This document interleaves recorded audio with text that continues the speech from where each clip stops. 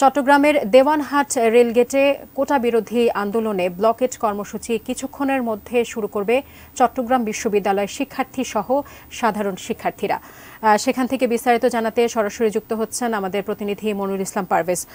পারভেজ, বৈষম্য বিরোধী আন্দোলনের ব্যানারে যে তারা আজকে বাংলা ব্লকেট কর্মসূচি পালন করবে, এই বিষয় এবং সকাল 10টা থেকে সন্ধ্যা পর্যন্ত ব্লকেটের কর্মসূচি চলবে, এবং এই বিষয়ে আপনি কি জানাবেন আমাদেরকে? এই ঠিক এই জায়গায় যে জায়গাটিতে আমি রয়েছি, এখানে ওনারা ব্ল্যাকের যে কর্মসূচি সেটি পালন করার কথা রয়েছে। তবে এর আগে চট্টগ্রাম থেকে 4 জোড়া ট্রেন কিন্তু দেশের বিভিন্ন প্রান্তে ছেড়ে গিয়েছে। তো আমরা যতটুকু খবর পেয়েছি, ঠিক এই রেল গেট এই এলাকাটিতেই এসে ওনাদের যে ব্ল্যাকের কর্মসূচি সেটি কিন্তু ওনারা শুরু করবেন, অর্থাৎ ওনারা কোনো ট্রেন এখান থেকে আর যেতে দিবেন না, সে ধরনের কথা আমরা শুনেছি। তবে একে ঘিরে আবার নিরাপত্তার দায়িত্বে পুলিশকে আমরা দেখতে পেয়েছি, ওনারা নিরাপদ দূরত্ব অবস্থান নিয়েছেন।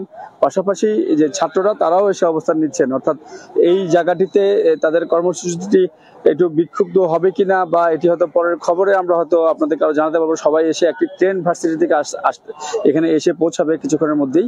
সেটি 10টার আগেই পৌঁছানোর কথা ছিল, যে কোনো কারণে হয়তো একটু বিলম্ব হচ্ছে। তবে এখানকার এই মোড়টিতে, অর্থাৎ এই রেল লাইনের এই ক্রসিংটিতে এসে ওনারা সমবেত হবেন বলে আমাদেরকে ওনারা জানিয়েছেন, এবং কিছু কিছু আসছেন ছাত্ররা।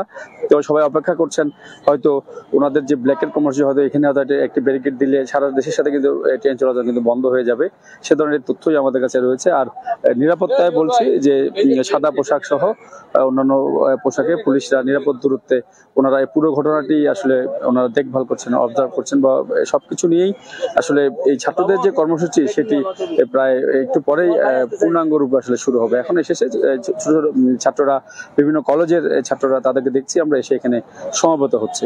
তো আপাতত চট্টগ্রাম থেকে যে ব্ল্যাকের কর্মসূচি এখান থেকে এতটুকুই রয়েছে।